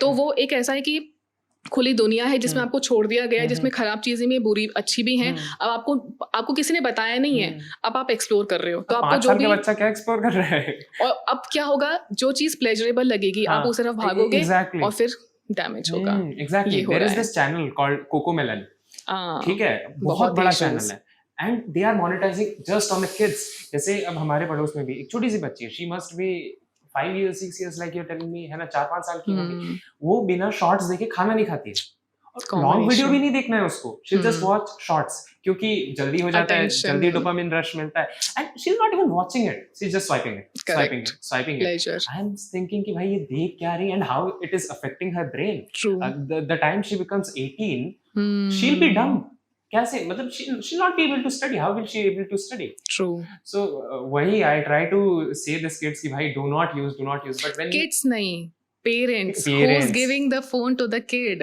to just because the reason is कि यार मेरे को डिस्टर्ब नहीं करेगा, तू खाना खा ले, फोन लेके खाना खा ले। Again हमने बच्चा पैदा कर लिया, बट हम रेडी नहीं थे, तो आज को खाना खिलाने के लिए जो एफर्ट चाहिए वो हम नहीं देना चाहते, तो हमने शिफ्ट कर दिया फोन पे। फिर हम बच्चों को लेके आते हैं, हमारा बच्चा फोन बहुत देखता है, क्या वो लेके पैदा हुआ था फोन? ऑफ कोर्स नॉट, उसे फोन दिया। हम डिफ्यूजन ऑफ रिस्पॉन्सिबिलिटी में इतना आ चुके हैं कि मुझे नहीं पता, ये पता नहीं कैसे हो गया। हाँ, मतलब कई पेरेंट्स आते हैं, ये तो इतना कॉमन है मेरे साथ, हर एक दिन, मतलब एक दो क्लाइंट्स ऐसे होते हैं जिसमें पेरेंट्स हैं, वो बच्चे को लेके आते हैं, बच्चे को बिठाते हैं और उसके सामने बहुत गंदा बोल रहे हैं, कंप्लेंट्स कर रही है, ऐसा करता है, ये वैसा करता है। तो फर्स्ट ऑफ ऑल मैं बोलती हूँ बच्चे को आप बाहर भेज दीजिए, अब आप बताइए क्या समस्या है, और पूरा का पूरा हमारा बच्चा। तो मेरा ये होता है कि क्या पहले दिन से ऐसा है ये? नहीं, पहले तो ठीक था, तो फिर कैसे हुआ? फिर जब उन्होंने बोला कि अच्छा सबकी कॉन्स्टेंट कंप्लेन है, एक कॉमन कंप्लेन की स्क्रीन टाइम ज़्यादा है, तो व्हेन आई आस्क देम कि अच्छा घर में और भी तो लोगों के पास फोन होगा? हाँ, सबके पास है। तो कौन कितना इस्तेमाल करता है? हाँ, मतलब दिन भर। तो आप इस्तेमाल कर रहे हैं, वो कोई दिक्कत नहीं है, लेकिन बच्चा इस्तेमाल कर रहा है, सीखेगा ना। राइट। बच्चे को पहली बार फोन कब दिया गया था? हाँ, ये डिस्टर्ब करता था, काम नहीं करने देता था, तो उस काम को छोड़ा भी जा सकता था। आपको मालूम नहीं कि आपकी प्रायोरिटी क्या है, आपका प्रायोरिटी आपका बच्चा होना चाहिए। अगर वो आपके साथ खेलना चाहता है तो आपको खेलना होगा। आप तब ये नहीं कह सकते कि नहीं वेट करो, मैं रसोई का काम निपटा लेती हूँ या मैं ऑफिस जाके आता हूँ। ठीक है, आपको कैसे मैनेज करना है वो आप देखिए, आप पेरेंट हैं उसके, लेकिन आप उसे किसी थर्ड व्हील के अंदर या किसी ऑब्जेक्ट के पास या किसी पर्सन के पास ये बोल के नहीं छोड़ सकते कि ठीक है हमारा तो खत्म हुआ, अब आप देखो इसको। ऐसा नहीं होता है। तो you were not ready, you did not think it through कि बच्चा होगा तो हमें कैसे उसको पालना है, कैसा उसका अपब्रिंगिंग होना है, वो बात ही नहीं हुई। एग्जैक्टली। इसमें ना मेरे भैया भाभी है, they are doing a great work. She is 1 year around 1 year now, और ना वो उनके सामने खुद भी फोन यूज नहीं करते हैं, you know, just at that feeble age. घर पे कोई टीवी नहीं चलता है, फोन यूज नहीं करते हैं, उसको phone they live in US, तो बस वीडियो कॉल जब नाना नानी से या दादा दादी से बात करना, जस्ट वीडियो कॉल, बाकी no phones, and she is happy. And you know वो इतना अच्छा ऑब्जर्व करती है ना चीजों को, that is mind blowing. I am thinking कि she will become good when she grows. There will be a lot of difference. एक बच्चा जो दिन भर फोन देखता है, एक बच्चा जो खेलता है ना, नेचर को एक्सप्लोर करता है, there will be lot of difference in that. Wow. I mean, wow. Um, what I was going to ask. तो एक रिलेशनशिप है ना, I was reading about it. एक गिवर होता है और एक रिसीवर होता है. Tell about that. Both are givers and both are receivers, to ऐसा? be very honest. Okay. क्योंकि गिवर एंड रिसीवर अगेन इसके अलग अलग मीनिंग होते हैं, लेकिन कोई भी एक पार्टनर कांस्टेंट गिवर नहीं हो सकता, क्योंकि एक मोमेंट आता है जब उसे भी चाहिए चीज़ें, चाहे फिजिकली हो, चाहे इमोशनली हो, चाहे फाइनेंशियली हो. It's like it's a shared relationship, I would call it, कि जिसमें दोनों की इक्वल रिस्पॉन्सिबिलिटीज़ हैं. वो अलग अलग हो सकती हैं कि ठीक है ये पार्टनर ने ये रिस्पॉन्सिबिलिटी संभाला, इसने ये संभाला, लेकिन दोनों की हैं. हम किसी एक को गिवर और एक को रिसीवर नहीं बोल सकते, क्योंकि फिर एक फुल ऑफ एवरीथिंग होगा ठीक और है. एक बिल्कुल एम्प्टी हो जाएगा. ठीक है. तो दोनों को दोनों चीज़ों की ज़रूरत है एक टाइम पे. ठीक है, ठीक है, डेफिनेटली. और जब हम मैरिज पे बात कर रहे हैं, है ना, तो जो एक्स्ट्रा मैरिटल अफेयर्स है, how common is that in India? Very common, I think. Research के हिसाब से नहीं, बट जो मेरा एक्सपीरियंस है उसके हिसाब से आई वुड से more than 50%. More than 50%? Yes, I've seen personally also, professionally also. It's that common that hardly you will find a couple जिसका ऐसा नहीं है. या तो अब उसका मैनिफेस्टेशन कैसे होता है वो सबका अलग है, कि या तो कपल्स ब्रेकअप कर लेते हैं उसके बाद, या फिर कुछ कपल्स ओके भी हैं कि ऐसा चल रहा है, या कुछ कपल्स को अभी अवेयरनेस नहीं है, मतलब एक पार्टनर को अवेयरनेस नहीं है. लेकिन it's very common and it is done in such a way कि आप कह नहीं सकते कि चीटिंग है, but it is very much clearly it is cheating. जैसे कि कॉर्पोरेट्स में आप देखेंगे तो इट इज़ वेरी कॉमन कि ऐसा कुछ चल रहा है बाहर शादी के, and they don't even consider it is as cheating any more. You know? Really? Yes, it is happening.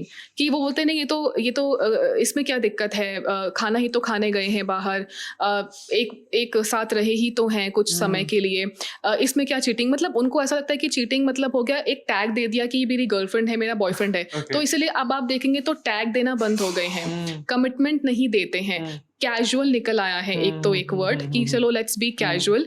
अब उनको लगता है कि कैजुअल नाम दिया है ना, गर्लफ्रेंड नहीं है बॉयफ्रेंड है, तो चीटिंग थोड़ी ना कहलाएगा. तो मैंने बोला थ्योरेटिकल ग्राउंड्स पे आप देख रहे हैं, practically it is cheating only. अगर आप इतने ही कॉन्फिडेंट हैं खाना खाने के लिए, स्पेंड करने के लिए टाइम, तो आपके पार्टनर को क्यों नहीं पता? व्हाई आर यू इनसिक्योर कि आप उनको नहीं बता के कर रहे हैं? तो वो आपके अच्छा आप चैट्स कर रहे हैं, आपके पार्टनर को नहीं पता, तो फिर वो चीटिंग नहीं है तो क्या है? तो ये फिर उनको लगता है कि वो समझेगा नहीं, तो आप समझाइए. इट इज योर रिस्पॉन्सिबिलिटी कि आप उन्हें समझाएं. लेकिन ये कौन सा तरीका है कि वो नहीं समझेगा बोल के हम अपने ही तरीके से उस चीज को किए जा रहे हैं? Absolutely, it is not. उसको पता हो ना पता हो फिर भी how is it justified? No? Absolutely. तो ये बस रिलेशनशिप में है क्या, जो मतलब कि जो अभी शादी नहीं है उससे पहले, या फिर शादी के बाद भी is it common? शादी के बाद I'm talking actually अच्छा. about, yes. It is very, क्योंकि शादी के पहले तो ऐसा है कि कैजुअल ही है, रिलेशनशिप तो है नहीं. क्या है वो आजकल सिचुएशनशिप है. तो ये यहाँ से हटा वहाँ चला गया, कोई बात नहीं, वहाँ पे एवरीथिंग इज कूल.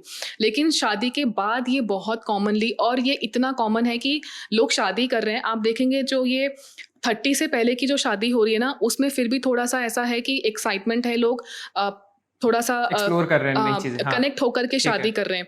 30 के बाद इट इज मोर लाइक कि ठीक है करना है यार, काम खत्म करो करके शादी कर रहे हैं. और वो लोग ऐसा होता है कि ठीक है शादी हो गया तो क्या क्या चेंज हुआ उससे, जैसा मेरा लाइफ पहले थी वैसे ही चलती रहेगी, बैचलरहुड के जैसा बाहर एक्सप्लोर कर रहे थे करते रहेंगे. तो पता नहीं क्या, लेकिन ये बहुत कॉमन है.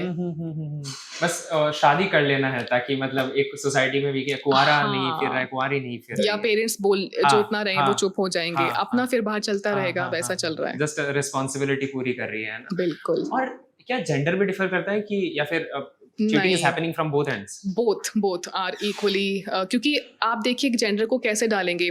अगर किसी हम बोलेंगे हस्बैंड्स के अफेयर है तो फीमेल के ही साथ ना. राइट. तो both are equally involved. So affairs के कारण क्या होते हैं?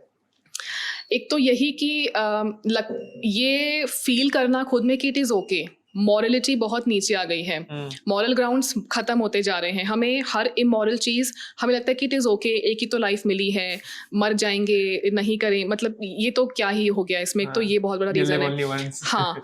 और एक ये होता है कि अपने पार्टनर से कनेक्टेड नहीं है, ठीक है, या फिर कुछ ऐसा अनरियलिस्टिक एक्सपेक्टेशंस हैं, या फिर वही फन पार्ट कि सब कर रहे हैं, उन्हें लगता है कि शादी हो गई, अपने पार्टनर के साथ वो फन नहीं हो सकता जो बाहर होगा। भले ही हमारा पार्टनर ज़्यादा फन होगा, ज़्यादा एंटरटेनिंग होगा, लेकिन हमें वो नहीं चाहिए, हमें बाहर भी चाहिए, क्योंकि ये फोमो जो है ना, ये बहुत बड़ी बीमारी बन रही है अगर आप देखेंगे तो। अच्छा, फिर ऊपर से पीयर प्रेशर भी मुझे लगता है आजकल बहुत हो रहा है, क्योंकि अगर हम ऐसे कम्युनिटी का हिस्सा हैं, ऐसे फ्रेंड्स हैं हमारे जहाँ पे ये बहुत कॉमनली हो रहा है, तो दे आर लाइक कि अरे तुम ये क्या कर रहे हो, तुम ये क्या बोरिंग लाइफ जी रहे हो। बोरिंग का टैग हमें दिया जाता है कि फन तो ये है ना कि आप अरे कुछ पता नहीं चलता, अरे करो कोई बात नहीं, भाभी जी को कुछ पता नहीं चलेगा, भाई साहब को कुछ पता नहीं चलेगा, ये बहुत कॉमन है। या फिर ऐसा होता है कि यार ये तुम कैसी पुराने जमाने की बातें कर रहे हो, आजकल तो ये कॉमन है, तो ये भी एक बहुत है। तो इसका कोई पहले तो ये रीजन था, हम कह सकते थे कि ठीक है शादी अच्छी नहीं चल रही है, हालांकि तब भी जस्टिफिकेशन नहीं है कोई, लेकिन अब ये रीजन नहीं है कि शादी अच्छी नहीं चल रही है। ये तो पीछे छूट चुका। अब तो ये ऐसा हो गया कि ये तो होना ही चाहिए। इट इज लाइक जैसे कि ना आईफोन तो होना ही चाहिए ऐसा हो गया कि एक्स्ट्रा मैरिटल, इसमें क्या प्रॉब्लम है, ये तो कॉमन है, आजकल कर लेते हैं, सोचते नहीं है, मॉरलिटी नहीं है, कुछ नहीं है। So it has become a new cool. Yes, Wow. और वहां तक तो बात ही नहीं पहुंचती कि मैरिज अच्छा चल नहीं रहा है। हाँ, और इन लोगों की मैरिज बहुत अच्छी चल रही होती है जो मैंने देखा है बाहर से, क्योंकि ये घर में भी सारी रिस्पॉन्सिबिलिटीज निभाते हैं, पार्टनर को खुश रखते हैं, और फिर बाहर जाके कहीं और खुश रहते हैं कि हाँ ठीक है, यहाँ पे मैंने सब कुछ कर दिया, शी इज हैप्पी और ही इज हैप्पी, अभी मेरा बाहर भी चलता रहे। और ऐसा नहीं है कि इनका किसी के साथ कोई इमोशनल कनेक्ट है बाहर। अच्छा, ये 3 महीना 4 महीना एक पार्टनर, फिर बेबी 6 महीना एक पार्टनर, ये उससे भी कनेक्ट नहीं है, ये खाली फन के लिए हो रहा है जो हो रहा है। आप देखिए कितने लोग शादी में हैं और बाहर वो एक्चुअली किसी के साथ emotionally they are in love. ये जो लव वाला फीलिंग है ना, आप देखेंगे बहुत कम, रेयरली किसी कपल के अंदर आपको मिलेगा, चाहे वो मैरिड कपल हो, चाहे एक्स्ट्रा मैरिटल हो, चाहे रिलेशनशिप हो। लव नहीं है, सिर्फ फन है, एक्साइटमेंट है, या कुछ गेन हमें बेनिफिट दिख रहा है कि शी इज प्रिटी, और may be he is working in a very good company और पैकेज इज गुड, या फिर ही इज वेरी पॉपुलर या शी इज वेरी पॉपुलर। तो हम ना बेनिफिट या गेन देख करके कर रहे हैं जो भी कर रहे हैं, हम लव तो है ही नहीं। तो अभी भी ना I think most of the people हम ना एनिमल इंस्टिंक्ट पे ही काम कर रहे हैं, and I think we have not become humans. हमें बस दिमाग दे दिया गया है, मगर इस्तेमाल करना मैनुअल हमने पढ़ा ही नहीं है। ओके, नहीं वो नए कूल की बात की है ना, बट जो रिलेशनशिप बहुत वक्त से चल रहे हैं, मैरिजेस जिनको 30 साल हो गए, 40 साल हो गए है ना, 50-50 साल की उम्र में भी लोग डाइवोर्सेस कर रहे हैं, तो उसके क्या कारण हो सकते हैं? मतलब कि ऐसा कहते हैं कि ना पहले चीटिंग इमोशनली होती है बिकॉज उनकी नीड्स घर पे फुलफिल नहीं हो रही होती है, may be there partner is not listening, या फिर बिजनेस या फिर काम का इतना ज़्यादा प्रेशर है कि बस काम काम काम है। One thing can be you know sexual needs पूरे नहीं हो रहे, अलग अलग तरह के नीड्स पूरे नहीं हो रहे, तो फिर वो बाहर ढूंढने लग जाते हैं, है ना। तो how much true is that, और क्या वो सही है गलत है? Please tell me about that. और रीजंस हो सकते हैं कि या तो लॉन्ग डिस्टेंस हो उन दोनों के बीच में, ठीक है, तो एक रीजन हो सकता है, या अब्यूज हो तो फिर पार्टनर डेफिनेटली जा सकता है, या फिर ऐसा हो कि ऑन एंड ऑफ वो लोग साथ रहते हों, और थोड़ा सा लॉन्ग डिस्टेंस नहीं कहेंगे, लेकिन ये कह सकते हैं कि कई पार्टनर्स का ऐसा होता है कि वो एक ही, जैसे कि राजस्थान में एक जयपुर में है, एक थोड़ा उदयपुर में है, तो वो ऑन एंड ऑफ मिलते हैं, लेकिन वैसा है। या फिर हो सकता है कि प्रेशर में शादी हुई हो और बच्चे हो गए इसलिए निभा रहे थे, और फिर एक मोमेंट पे जा कर के रियलाइज हुआ कि ठीक है, all the responsibility are now done, तो नाउ वी कैन एक्सप्लोर। या फिर ऐसा हो कि 30 साल मैंने वेट कर लिया, कुछ नहीं अच्छा हुआ, तो नाउ तो अभी लेट्स गो। या पुराना कोई ऐसा जीवन में आ गया जिसको देख के लगा कि अच्छा ठीक है, अभी he is also you know, और शी इज ऑल्सो अवेलेबल। तो बहुत पर्सनल फैक्टर्स हो सकते हैं जो होते हैं, लेकिन वही है कि देखिए बहुत ही अगर हम गहराई में जाएंगे तो शायद हम फिर भी सब्जेक्टिव लेवल पे कह सकते हैं सही गलत के बारे में, क्योंकि कई बार ऐसे कपल्स आते हैं, हम अगर अच्छा डिफरेंट एस्पेक्ट्स हैं जिनके ऊपर हम सही गलत का फैसला कर सकते हैं कि मॉरली हमेशा गलत होगा, सोशली हमेशा गलत होगा, इमोशनली सही गलत का फैसला करना किसी के हाथ में नहीं है। मैं किसी के इमोशंस को जज नहीं कर सकती कि उसने इमोशंस में आके जो फैसला लिया वो गलत था सही था, क्योंकि वो उसके इमोशन है, वो उसका फैसला था, उसने उस चीज़ को प्रोसेस किया। फिर आता है कि पर्सनली या सब्जेक्टिवली उस वक्त मुझे क्या लगा। अगर किसी पार्टनर को ऐसा लग रहा है कि death is near, death like experience हो रहा है बिकॉज ऑफ द रिलेशनशिप, लेकिन अगर उससे बच गया वो बिकॉज कहीं से इमोशनल सपोर्ट मिला जो कि बहुत गलत नहीं था, जिसकी इंटेंशन गलत नहीं थी, जो केवल और केवल इसलिए था कि मैं सरवाइव कर सकूं, बस थोड़ा सा मुझे एक वो हो। तो बहुत इतना डीप लेवल पे जाके फिर भी मैं कहूँगी कि that is much better than you know dying and living the world. Right. और आपकी इंटेंशन वहाँ गलत नहीं थी कि आपको अपने हस्बैंड के साथ में चीट करना था या वाइफ के साथ में चीट करना था, लेकिन समवेयर या तो आप इतना एग्जॉस्ट हो चुके थे, इतना होपलेस हो चुके थे कि आपने सोचा कि नहीं, थोड़ा संभलने के लिए अगर मुझे वो हेल्प चाहिए तो लेट्स डू दैट। तो ऐसे में इमोशनली चीज़ों को देखना पड़ता है। अब यहाँ पे प्रैक्टिकली बहुत सारी चीज़ें आ सकती कि ऐसा हो सकता था, वैसा हो सकता था, लेकिन आप उस इंसान के इमोशंस को समझ के देखिए कि वो किस चीज़ से गुजर रहा है, जिसको एक डेथ के अलावा कुछ नजर नहीं आ रहा। ऐसे में अगर उसे किसी थर्ड पर्सन का थोड़ा सा एक सहारा मिल रहा है और वो संभल पा रहा है, वो फिर से जीने की उम्मीद उसमें आ रही है, फिर डेफिनेटली बहुत सारे रास्ते और अपनाए जा सकते हैं। लेकिन कब कौन किस जीवन में यू नो किस सिचुएशन में आ गया है, हाँ, हमें नहीं पता। तो हम हमेशा नहीं डिसाइड कर सकते हैं, and it is not also right for us to decide for people, genuine people I am talking about, not जो कि फन के लिए सब करते हैं कि कब किसके साथ क्या हो रहा है हमें नहीं पता। तो हमारे लिए जज करना कि वो सही है गलत है थोड़ा मुश्किल होता है। हमें लगता है कि ठीक है, इट्स देयर लाइफ, और बहुत सारे ऐसी चीजें होंगी कॉम्प्लिकेटेड जो हम चाहे समझ भी नहीं पाएंगे, क्योंकि उनकी लाइफ में वो वहां से होके गुजरे हैं। लेकिन हाँ, मॉरली ये हमेशा गलत रहेगा, लेकिन कब किसके साथ क्या हो रहा है उसके हिसाब से देखा जाए तो कभी लग भी सकता है कि हाँ, there was maybe no other option. Like आपने कम्युनिकेट करके देख लिया, सब कुछ कह के देख लिया, but the person is not ready to change, ready to become better, है ना। वो अपना शेल तोड़ के दूसरा कुछ बनना चाहता ही नहीं है या चाहती ही नहीं है। Then I think maybe कहीं ना कहीं person start looking outside as well, जब वो कूल नहीं है, but everybody has their own needs, right. Cheating can never be justified, but there are various reasons why that occur. Also जैसे आपने कहा कि ना लास्ट तक चलाने की कोशिश करनी चाहिए जहां तक पॉसिबल हो पाए।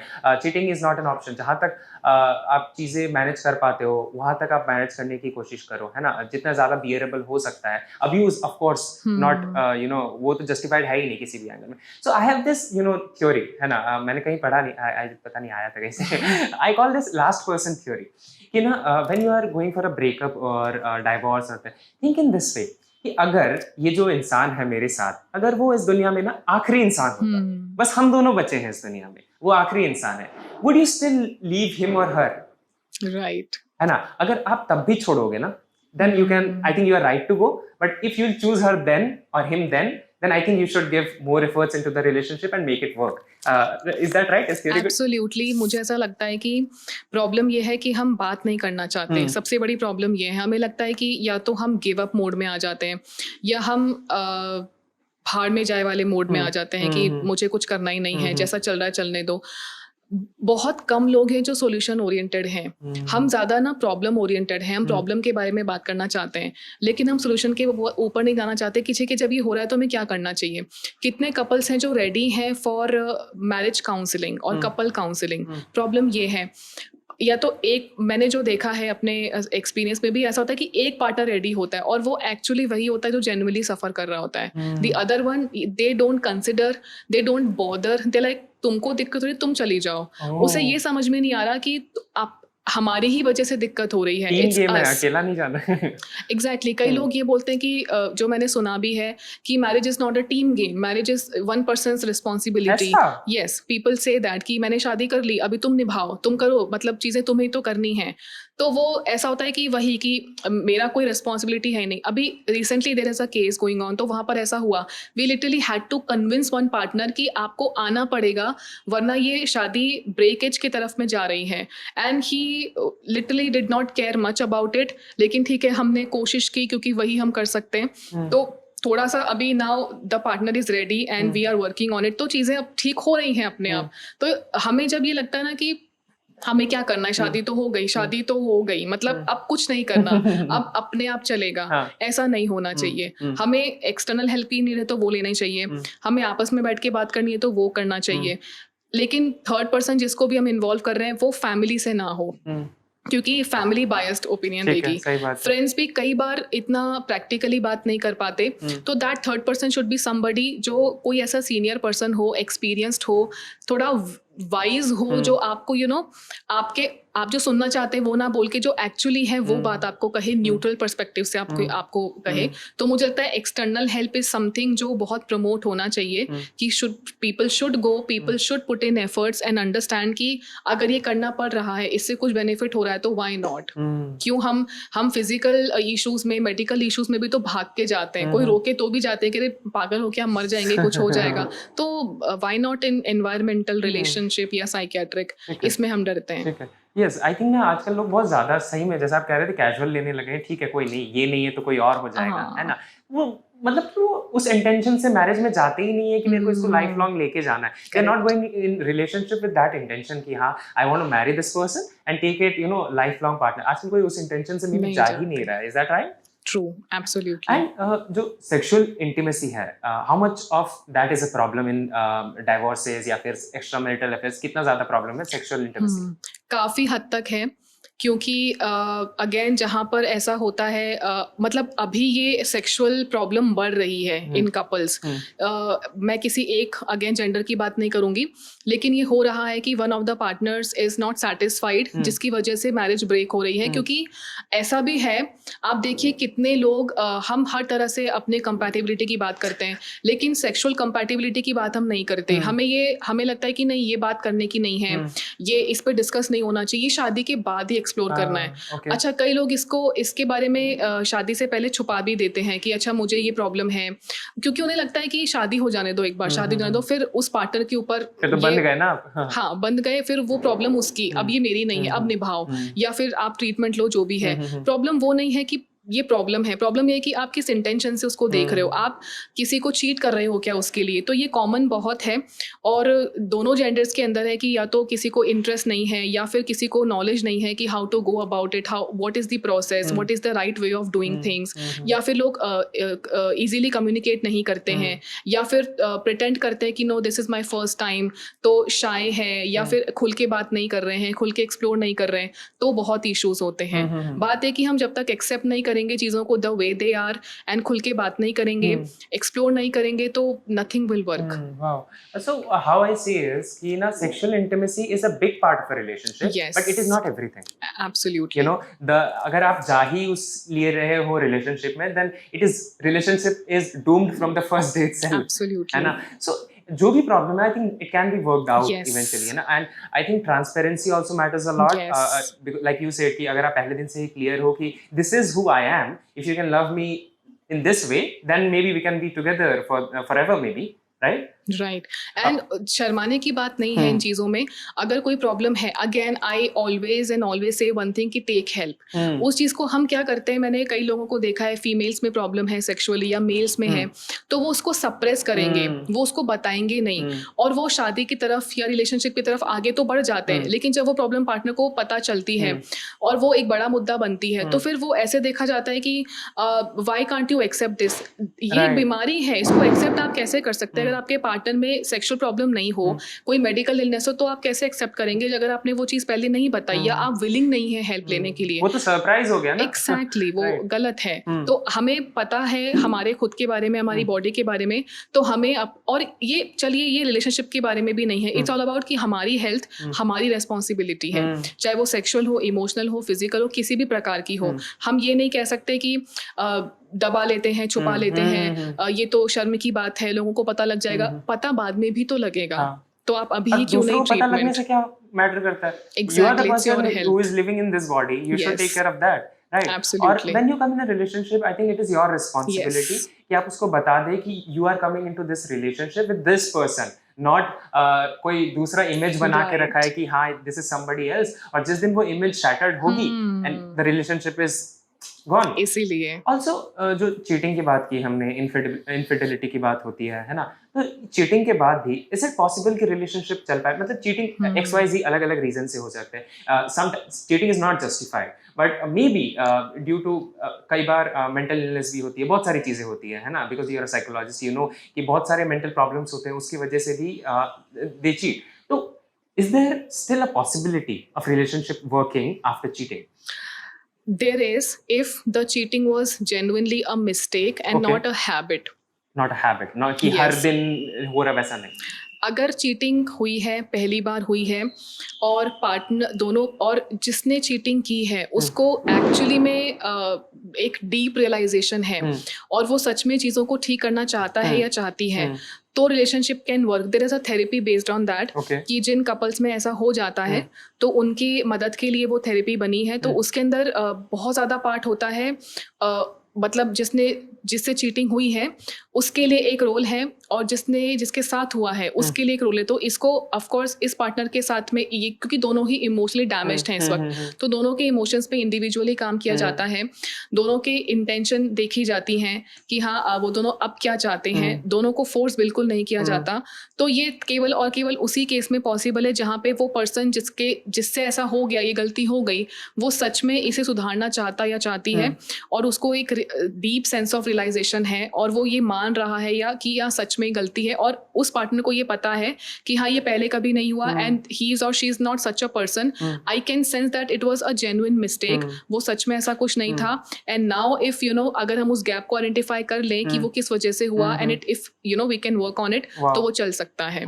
It is not the end of a relationship. Relationship is much bigger than cheating and all those such things. I think a lot of people will deny that, and it takes guts to say that on camera, because people consider this cheating ho gaya, then that is a next level sin, and you cannot come out of it. I know it is unethical or it cannot be justified, Yes. but maybe 0.01% chances are there where you do not know jiske sath cheating hua hai, you do not know Right. ki jisne cheating kiya hai what he or she must be going through. There are Right. various Right. things. There are things like hypersexuality, there are things like Right. OCD, ROCD, और बहुत सारी चीजें होती हैं जिनकी वजह से वो होता है. And if also like you talked about the past, कि अगर आपका partner suppose they have 3 years of relationship, अगर उसने 2 साल 200 दिन बहुत अच्छा relationship निभाया है, and on the 21st day and something happened, तो आई थिंक कि एज अ पार्टनर आपकी भी रिस्पॉन्सिबिलिटी होती है कि आप एक बार तो उसको डाउट फैक्टर दो कि मे बी ही और she did not wanted it and it just happened.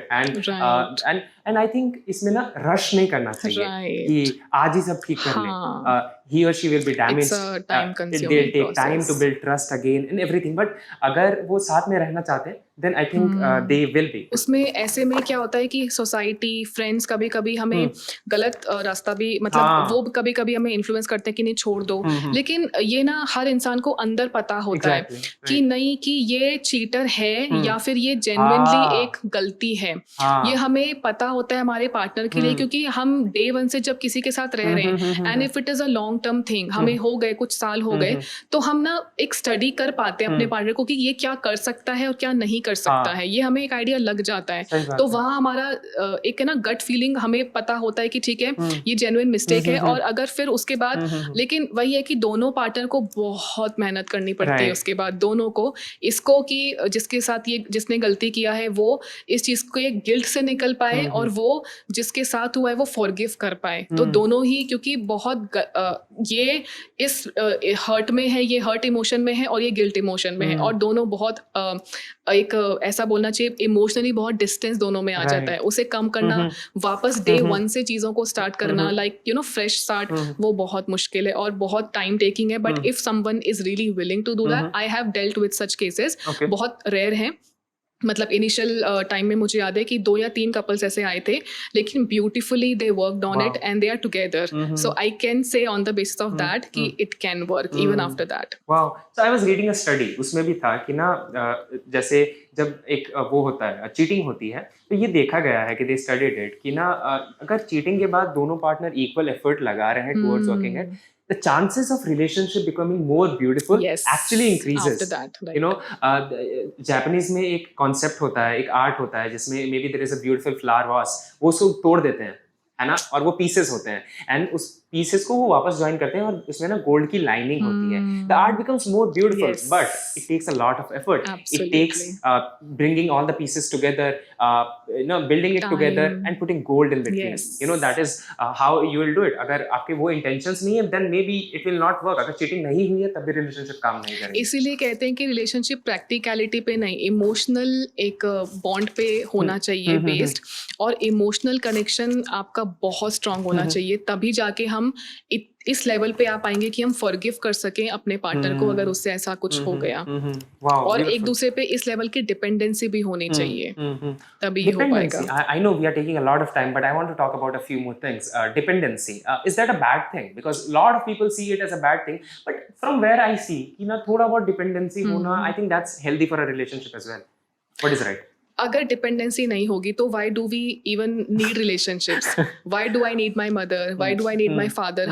हम खाली पार्टनर के साथ के रिलेशनशिप में ही ना सारे टर्म्स एंड कंडीशंस ले आते हैं, लेकिन पेरेंट्स हैं, इवन कलीग्स हैं, वहां पे हमारी कोई टर्म्स एंड कंडीशंस नहीं होती, क्योंकि वहां हमें लगता है कि नहीं, या तो निभाना ही है वाला सेंस पार्टनर के साथ नहीं आता।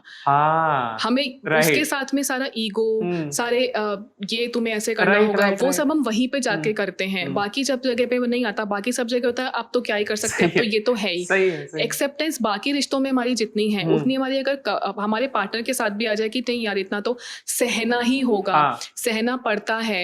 हम हर चीज को भी लोग बहुत अलग तरीके से ले लेते हैं, राइट? हाँ, मतलब कि कुछ चीजें आप परफेक्ट नहीं कर सकते अपने पार्टनर को, because you are not perfect. तो कभी कभी हम ओवर एक्सपेक्ट करने लगते हैं कि नहीं, बहुत माइन्यूट माइक्रो मैनेजमेंट में चले जाते हैं कि नहीं ये क्यों किया, ऐसे क्यों किया, इसको ऐसे करो। ऐसा नहीं होता है, हमें बहुत एडजस्टमेंट करना पड़ता है, पेशेंस रखना पड़ता है।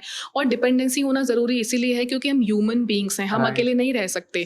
टेक्निकली रह सकते हैं, प्रैक्टिकली, लेकिन इमोशनली। और अगर हम बात करें कि लाइफ की स्टेजेस में, तो one of the stages is such where you should have a companionship, क्योंकि हमारी bodily need है।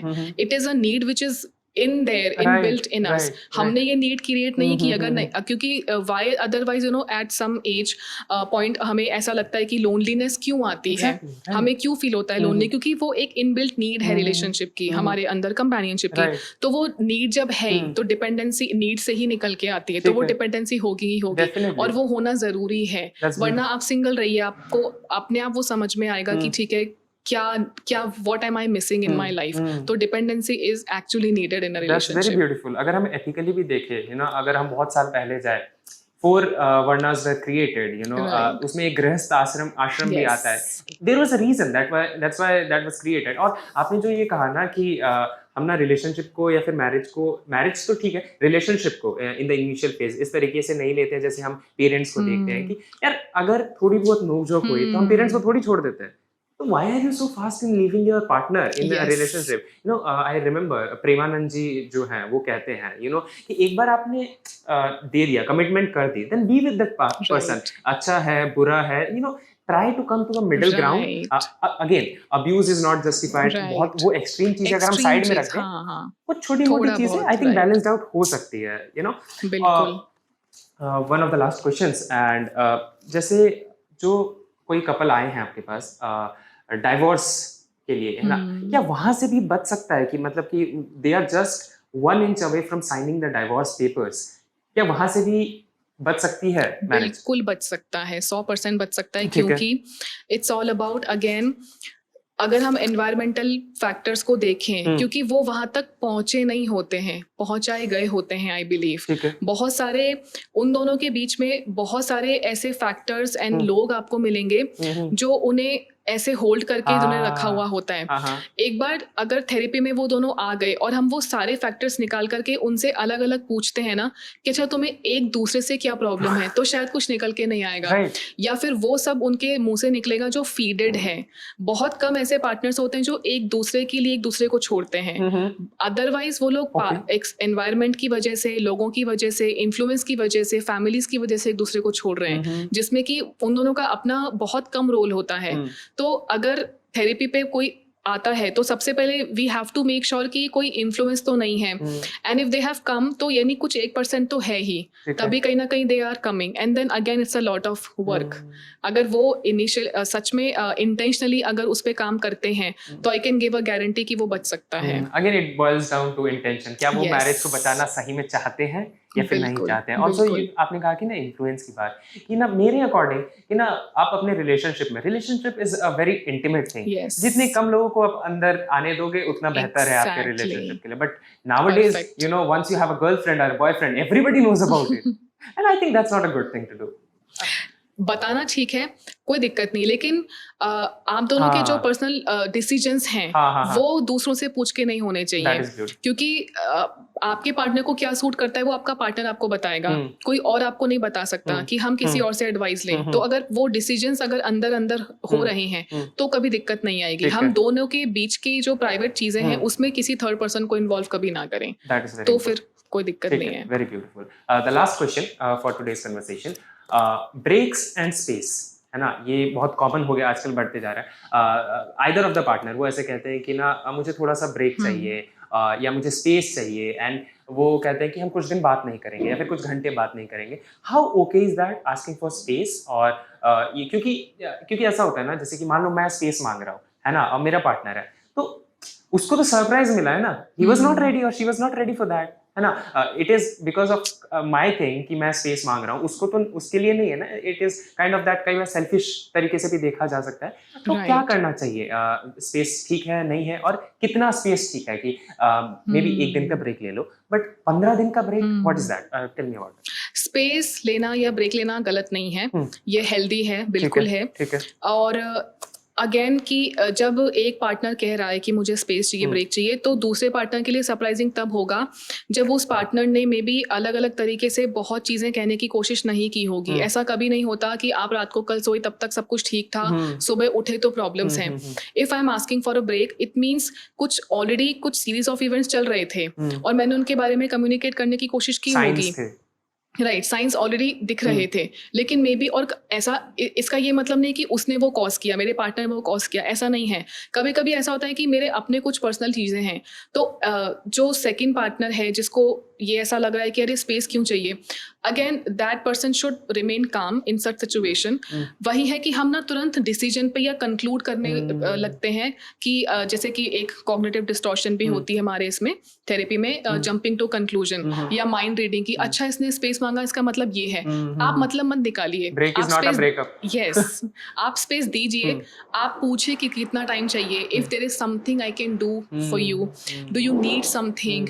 एंड ये सच जो कामिंग वर्ड्स होते हैं ना, एक वैलिडेशन वर्ड्स होते हैं, वो उस पर्सन को ये फील कराएंगे कि हाँ ठीक है, मुझे सामने से एक पॉजिटिव साइन मिल रहा है, तो इतना ब्रेक हो सकता है ना चाहिए हो। क्योंकि हर कपल के अंदर अगर हम ब्रेक की बात करेंगे तो वो अलग अलग रीजन से हो सकता है। कभी कभी हमें पार्टनर से ब्रेक चाहिए, कभी हमें रिलेशनशिप से ब्रेक चाहिए, कभी हमें अपनी लाइफ से ब्रेक चाहिए या किसी भी अपने वर्क से ब्रेक चाहिए। लेकिन ब्रेक का मतलब ये है कि आप एग्जॉशन तक आ चुके हो, लेकिन एग्जॉशन एक दिन में नहीं आता। जरूर वहां पे कुछ ना कुछ ऐसी चीजें रही है जो आप बोलते रहे लेकिन सामने से वो मे बी वहां से कॉम्प्रिहेंड नहीं हुआ, कम्युनिकेशन नहीं हुआ, तब वो ब्रेक वाली बात आती है।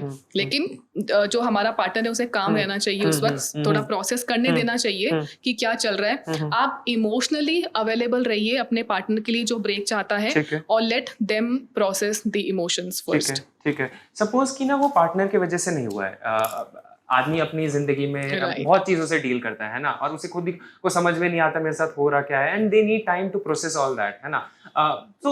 तो वो दूसरे पार्टनर के लिए डिफिकल्ट होता है, you know, 1 day is fine, 2 day is fine. Do you think कि एक ये भी किया जा सकता है कि जब तक पॉसिबल हो, do not take a break, a longer break, maybe you need a day और two to take some breath it, okay, breathe fresh air, but then come back, है ना, जो भी है साथ में रहो and communicate, figure it out together. Is that a good thing? Absolutely, तो करना ही है क्योंकि ब्रेक कभी तो एंड होना ही है। लेकिन अगेन यहाँ पे जिस पार्टनर ने ब्रेक लिया है, जो सेकंड पार्टनर है, उसके लिए उसको वहाँ पे थोड़ा सा उसको ज़्यादा काम करना होगा कि उसे अभी अब इमोशनल सपोर्ट वाले जोन में आना होगा कि okay, my partner is suffering from something, so I need to be there emotionally and I need to again do the job of a listener for now. क्योंकि अगर मैं नहीं सुनूंगा या सुनूंगी तो वो उसको फिर से ब्रेक की नीड पड़ सकती है। सही बात है। तो कभी ना कभी जब भी हमें ऐसा लगे कि हमारे पार्टनर को इमोशनल डिफिकल्टीज हो रही हैं, तो प्रैक्टिकल थोड़ा सा चीज़ों को साइड में रख करके इमोशनल हमारा जो माइंडसेट है या इमोशनल जो हमारी स्ट्रेंथ है उसे हमें दिखाने की ज़रूरत होती है। उस वक्त हम डिमांडिंग या उस वक्त हम कंप्लेनिंग नहीं हो सकते कि अरे क्या हो गया, क्यों हो गया, ऐसा तो होना ही नहीं चाहिए था, तुम्हें तो डील करना नहीं आता चीज़ों से। ये सब नहीं, ये सब अवॉइड करना चाहिए, बल्कि बोलना चाहिए कि okay, if you want to talk, हाँ, आई एम हियर, फोर्स नहीं करना चाहिए कि बात करो, पीछे नहीं पड़ना चाहिए, स्पेस देते हुए मेंटेन करना चाहिए इमोशनल इंटीमेसी को कि हाँ ठीक है, I am here, do you need something, if you want. बहुत इंटरवीन भी नहीं करना चाहिए, एक हेल्दी बाउंड्री हम वहाँ पे मेंटेन कर सकते हैं कि ठीक है, I am here in case you need it. वो पर्सन अपने आप समझ जाएगा उस चीज़ को, हो सकता है वो मेल्ट भी हो जाए, हो सकता है वो आगे आके बात करना चाहे। थेरेपी में ऐसा ही होता है, जो भी पर्सन आ रहा है वो हमें देखता है, जज करता है कि क्या मैं बात करूं, मैं कितना बात करूं, क्या ये समझेंगे। हम कुछ एक्स्ट्रा नहीं करते, हम सिर्फ इमोशनल एक थेरेप्यूटिक एनवायरनमेंट क्रिएट कर देते हैं, नॉन जजमेंटल, कि वॉट एवर यू से will be accepted, nothing will be judged, everything will be confidential, you can open, you can take your time even, we allow them कि ऐसा नहीं है कि आप आज आए हो 1 घंटे आपको बात करनी है तो आपको सब कुछ बात करनी है, कोई कंपल्शन नहीं है, हम 1 घंटे साइलेंटली भी बैठ सकते हैं। जब इतना कंफर्ट आप किसी को दे रहे हैं ना इमोशनली, तो वो ओपन अप होता ही है। और 80% 90% केसेस में पहले सेशन में वो लोग अपना 80% चीज़ें बता के जाते हैं, क्योंकि उन्हें ऐसा लगता है कि हाँ, this is what I wanted to hear, कि yes you will not be judged, you are, I mean you ना, कुछ भी ऐसा टर्म्स एंड कंडीशंस नहीं है। जब मैं बात करूंगी आप सुनेंगे, और आपको हाँ अपने एक्सप्रेशंस को भी उतना काम रखना पड़ता है, बॉडी लैंग्वेज को उतना काम रखना पड़ता है, इतना करना पड़ता है, तब जाके वो पर्सन ओपन अप होता है। तो ये दोनों पार्टनर के अंदर होना चाहिए, क्योंकि कभी भी किसी का ब्रेक डाउन पॉइंट आ सकता है। अगर हम तब डिफेंसिव हो जाएं तो फिर it doesn't work. That is very beautiful. So, to the end the conversation, I would like to say this, and you can agree or disagree with me. कि love, it's not just about love on a first sight, है ना? वो पहली नजर वाला प्यार, that is not the right thing. Love is a journey, है ना? You love the person, hormones होते हैं, it settles down, you fall out of love again. You love the person again, you fall out again, and you keep doing that. Love is a journey. You have to be together.